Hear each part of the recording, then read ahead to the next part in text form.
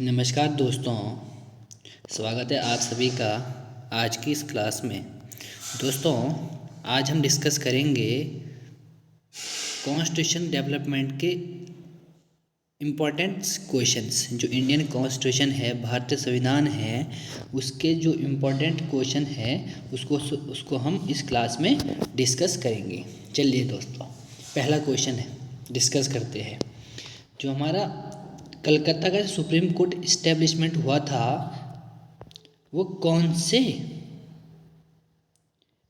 से regulating act के through उसका इस्टेब्लिशमेंट हुआ था? तो दोस्तों, उसका आंसर होगा option number A, regulating act of 1773। दोस्तों, इस सुप्रीम कोर्ट के सर्वोच्च न्यायालय के जो फर्स्ट चीफ जस्टिस थे वो थे दोस्तों एलिजा एम्फे।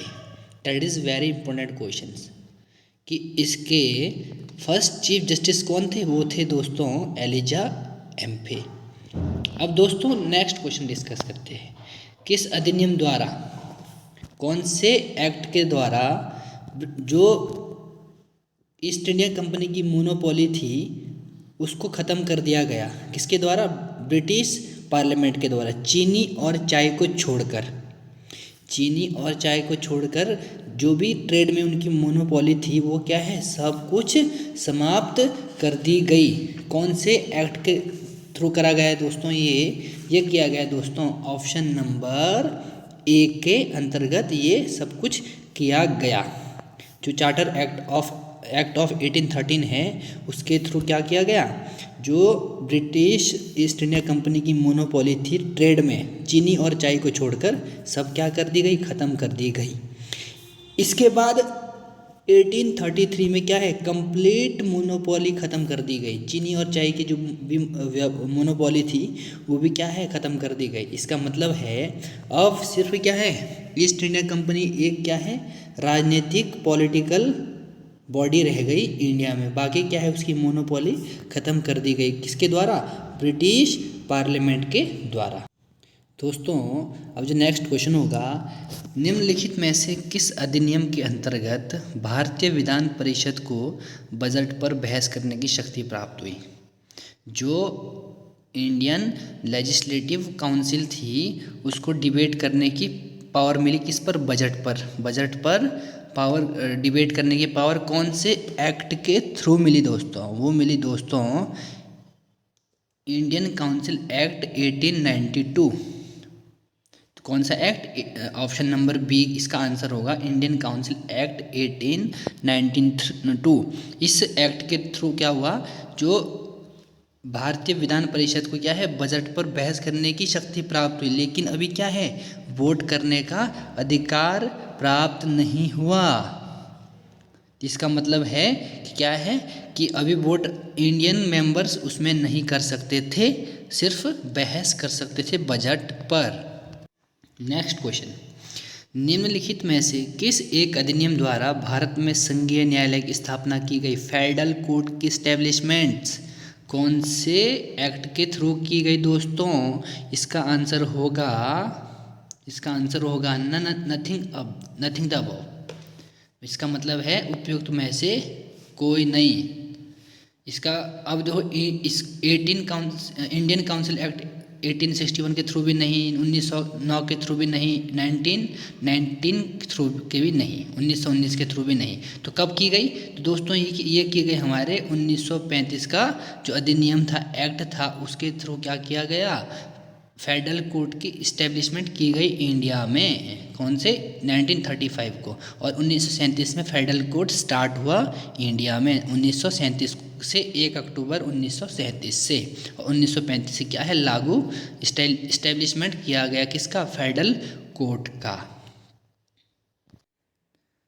नेक्स्ट क्वेश्चन दोस्तों, केंद्र में द्वैध शासन किस अधिनियम के अंतर्गत स्थापित किया गया? इसका राइट आंसर होगा दोस्तों भारत सरकार अधिनियम 1935, इंडियन गवर्नमेंट एक्ट 1935 के अंतर्गत इंडिया में क्या है, डायरकी सिस्टम क्या करा गया, इस्टेब्लिशमेंट किया गया। कहाँ पर? सेंटर में। इसका ध्यान देना है, कहाँ? सेंटर में। 1935 के अधिनियम के थ्रू। दोस्तों नेक्स्ट क्वेश्चन है, केंद्र में कौन सा एक्ट द्विसदनीय विधेयक लाया, बाई कैमरल बिल सेंटर में कौन लाया? तो लाया दोस्तों हमारा एक्ट ऑफ 1919 का भारत सरकार अधिनियम क्या है, केंद्र में द्विसदनीय या फिर बाई कैमरल बिल को लाया, प्रेजेंट किया। The power of the president to issue ordinances is inspired by, जो भारत का जो राष्ट्रपति की अध्यादेश निर्गत करने की शक्ति प्रेरित है कौन से एक्ट से है? दोस्तों ये है act of 1935। That is very important. दोस्तों जो भारत सरकार अधिनियम 1935 है बहुत ज़्यादा क्या है, इम्पोर्टेंट है। तो 1935 के अधिनियम के से ही क्या है, जो अध्यादेश निर्गत करने की शक्ति राष्ट्रपति को मिली है। तो दोस्तों जो ये हमारा ऑर्डिनेंस है, अध्यादेश क्या है, प्रेजेंट टाइम में भी उपलब्ध है, प्रेजेंट टाइम में भी अध्यादेश का प्रयोग किया जाता है। कौन से आर्टिकल के थ्रू? आर्टिकल 123, आर्टिकल 123 में क्या लिखा गया है, राष्ट्रपति को अध्यादेश की शक्ति है, पावर्स ऑफ ऑर्डिनेंसेस। तो दोस्तों नेक्स्ट क्वेश्चन है, निम्नलिखित में से किस अधिनियम द्वारा संवैधानिक निरंकुशता का सिद्धांत प्रवृत्त किया गया है? तो दोस्तों इसका आंसर होगा ऑप्शन नंबर सी, जो एक्ट ऑफ 1935 है इसके थ्रू क्या किया गया, भारत सरकार अधिनियम 1935 द्वारा जो संवैधानिक निरंकुशता का सिद्धांत दिया गया। इसका मतलब है यह अधिनियम बताता है कि ब्रिटिश संसद द्वारा सर्वाधिक विस्तृत अधिनियम था और साथ ही यह भारत के लिए तैयार किया गया संवैधानिक प्रस्ताव में सबसे जटिल दस्तावेज था। और इसी अधिनियम में क्या है, भारत संघ की स्थापना, संघीय न्यायालय और केंद्र और राज्यों के मध्य शक्तियों का विभाजन आदि की व्यवस्था की गई थी। इसके थ्रू संघीय न्यायालय, केंद्र और राज्यों के मध्य शक्तियों का विभाजन और भारत संघ की स्थापना इस एक्ट के थ्रू दी गई थी। अब जो नेक्स्ट क्वेश्चन होगा दोस्तों, भारत के संविधान में केंद्र और राज्यों के बीच किया गया शक्तियों का विभाजन इनमें से किसमें उल्लिखित योजना पर आधारित है? That is very important. जो हमारा सेंटर और स्टेट्स की जो पावर्स है उनमें क्या है, उनको डिवाइड किया गया है। कौन से एक्ट के थ्रू ये बताया गया है? Division of powers between centre and states, वो ये भी बहुत ज़्यादा इंपॉर्टेंट है दोस्तों। तो ये हमारा भारत सरकार अधिनियम 1935। तो आप सब देख सकते हो कि जो भारत सरकार अधिनियम 1935 है वो कितना इम्पोर्टेंट है। अब इसके बाद देखिए नेक्स्ट क्वेश्चन हमारा, जो 1935 के अधिनियम द्वारा स्थापित संघ में अवशेष शक्तियाँ, रेजिडरी पावर किसको दी गई थी? तो दोस्तों ये दी गई थी ऑप्शन नंबर सी को, गवर्नर जनरल को ये पावर दी गई थी। कौन सी? जो अवशेष शक्तियाँ हैं वो किसको दी गई थी? गवर्नर जनरल को। ये ज़्यादा इम्पोर्टेंट है, इसको भी ध्यान दें। निम्नलिखित अधिनियमों में से किस अधिनियम के फलस्वरूप बर्मा भारत से अलग हुआ? जो बर्मा इंडिया से कौन से एक्ट के थ्रू सेपरेट हुआ? तो दोस्तों इसका आंसर होगा ऑप्शन नंबर सी। देख सकते हो ऑप्शन नंबर सी ही ज़्यादातर आंसर है। जो एक्ट ऑफ 1935 है उसके थ्रू क्या हुआ, बर्मा भारत से अलग हुआ। एक निर्वाचित संविधान सभा द्वारा भारत के संविधान का निर्माण करने का प्रस्ताव किया गया था। जो हमारी जो संविधान सभा है उसको निर्वाचित करने का प्रस्ताव किसके द्वारा किया गया था दोस्तों? तो ये किया गया था हमारे क्रिप्स मिशन द्वारा। क्या है, जो निर्वाचित संविधान सभा द्वारा भारत के संविधान का निर्माण करने के लिए प्रस्ताव किसने दिया? Cripps mission 1942। ध्यान देना है कि भारत में क्रिप्स मिशन कब आया? 1942। और इसने क्या है, संविधान निर्माण करने के लिए क्या दिया? एक प्रस्ताव पेश किया।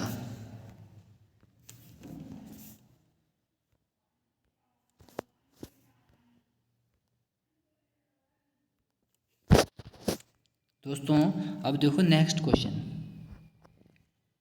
कैबिनेट मिशन योजना के अंतर्गत संविधान निर्मात्री परिषद में प्रत्येक प्रांत को आवंटित सदस्य संख्या निर्धारित करने के लिए एक प्रतिनिधि कितनी जनसंख्या के अनुपात में था।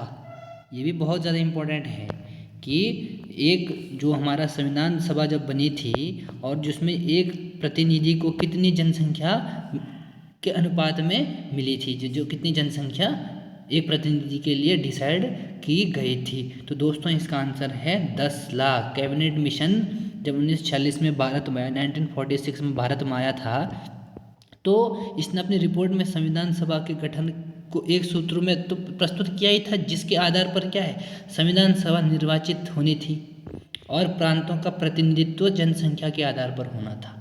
तो इसके तहत क्या है, मोटे तौर पर प्रति 10 लाख व्यक्तियों के ऊपर एक प्रतिनिधि के निर्वाचन की व्यवस्था की गई थी।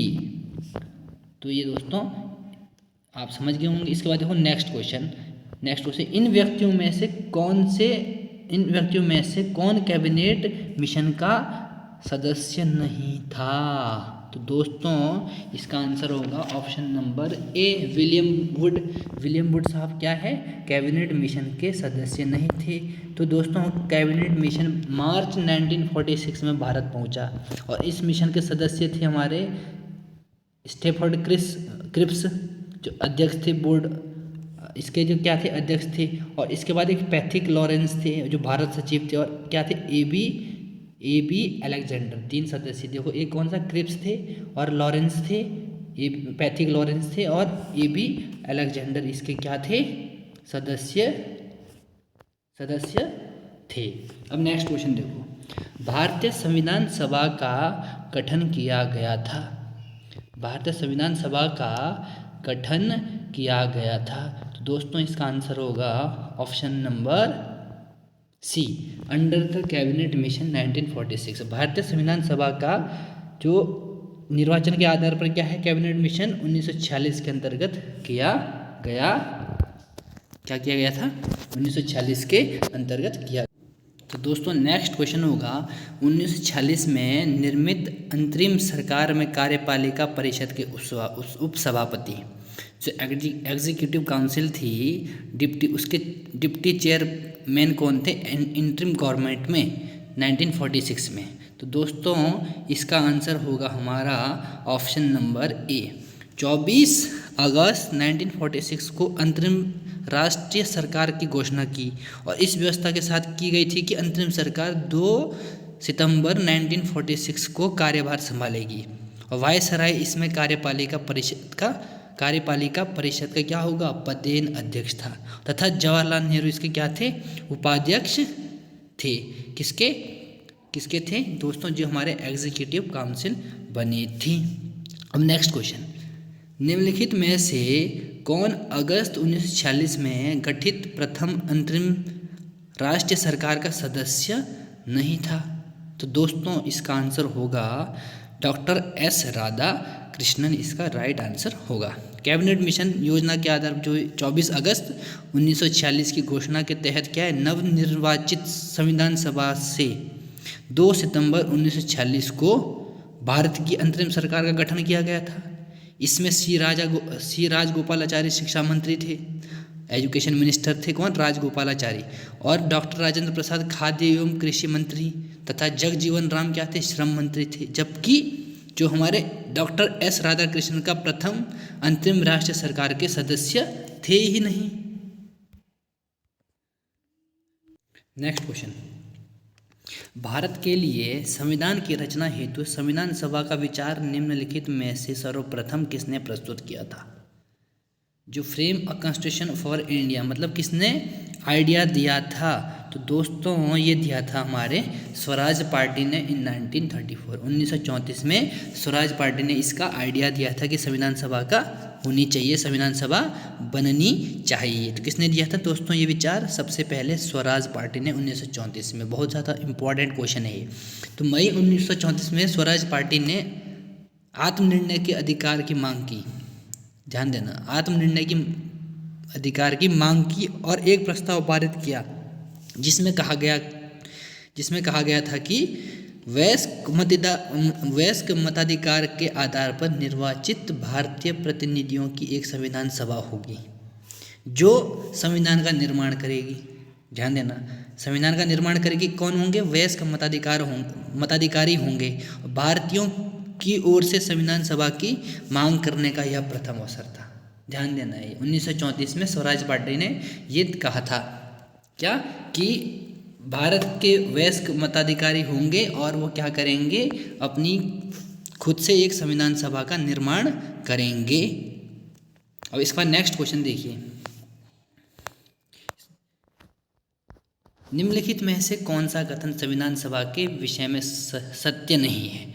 It was not based on adult franchise, this was the result of direct elections, it was multi party body, he worked through many committees. तो दोस्तों इसका आंसर होगा फर्स्ट एंड सेकंड। अब इसको ध्यान से समझना, जो संविधान सभा के गठन के लिए राज्यों की विधानसभाओं का उपयोग निर्वाचक मंडल के रूप में किया गया था, है ना। संविधान सभा अप्रत्यक्ष निर्वाचन का परिणाम थी, डायरेक्ट इलेक्शन नहीं हुए थे, इनडायरेक्ट इलेक्शन हुए थे। और यह जो इलेक्शन हुए थे प्रारंभिक स्तर पर वयस्क मताधिकार द्वारा किया गया था, वयस्क मताधिकार द्वारा, इसका भी ध्यान देना है ना। और संविधान सभा में अनेक दल के लोग शामिल थे, ये भी तो राइट है इसका आंसर। इस सभा ने अपने कार्यों का संचालन करने के लिए अनेक समितियों का गठन किया था। तो इसका जो आंसर होगा वो होगा हमारा option number first. Thank you so much दोस्तों। अब जो नेक्स्ट लेक्चर हम डिस्कस करेंगे वो इसके जो बचे हुए क्वेश्चंस हैं उनको हम डिस्कस करेंगे।